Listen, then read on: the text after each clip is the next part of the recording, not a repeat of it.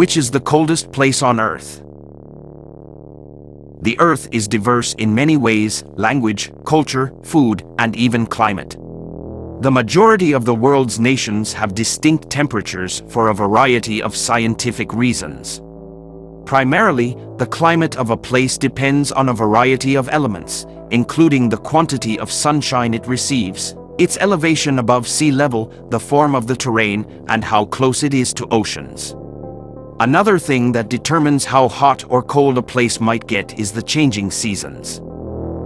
Despite Mother Nature giving many places in the world an opportunity to experience both the cold and the heat, there are some parts of the world that, no matter the season, are always cold.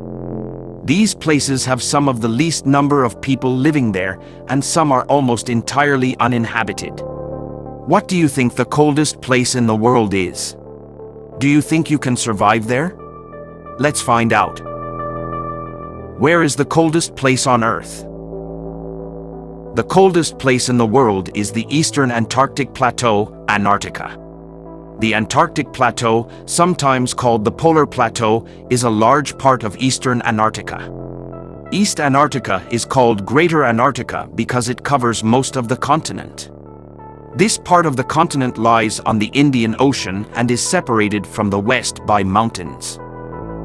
East Antarctica is completely covered in ice, with the exception of a few small patches of the shoreline, and it is also where the South Pole is located.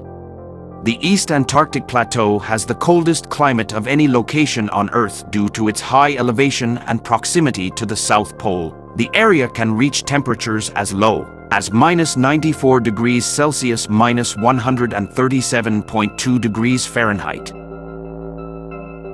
Are there people in the Eastern Antarctic Plateau?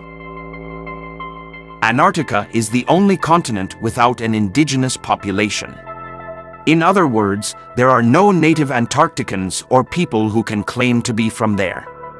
Despite the fact that there are no native Antarcticans, permanent inhabitants, or citizens of Antarctica, many people live there yearly for various reasons, primarily for research and tourism. As there are no permanent inhabitants in this region, science stations for researchers are the only form of housing. Currently, there are just a little over 60 scientific stations serving as national research bases across Antarctica, with the least number of stations being in the Eastern Antarctic Plateau. Although some of these stations can house over 1,000 scientists, there are a few in colder regions like the Eastern Antarctic Plateau that do not house even up to 10 people. Scientists in this region are only there mostly for a short period for research purposes.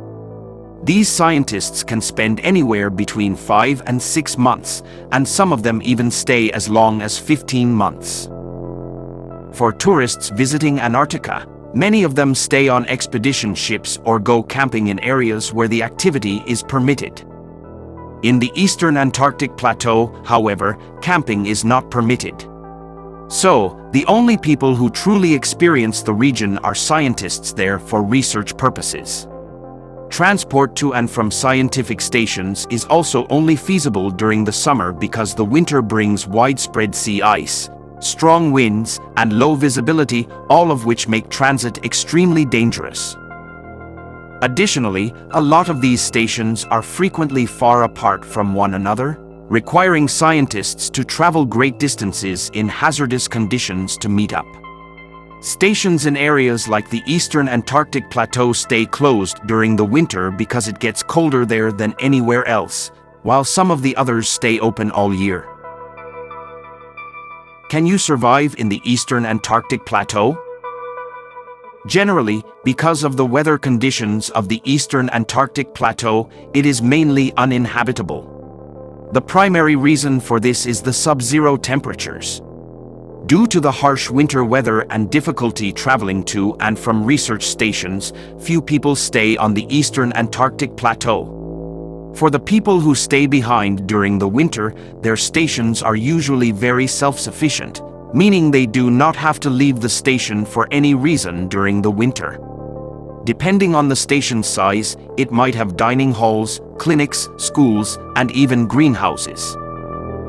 There are just two seasons in the continent of Antarctica, winter and summer.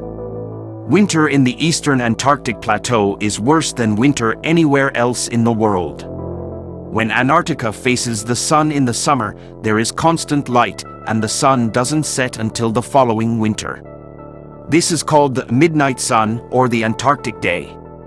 The opposite is true in the winter, which is known as the Antarctic night, when it is completely dark out, even during the day. It is not advisable to be out during the winter, but if need be, it is important to layer up in clothes and footwear to avoid hypothermia and possible frostbite. The stations in the Eastern Antarctic Plateau and most of Antarctica, in general, are built elevated from the ground to prevent the snow from burying it. These stations also have insulated walls, floors, ceilings, and windows to keep out the cold.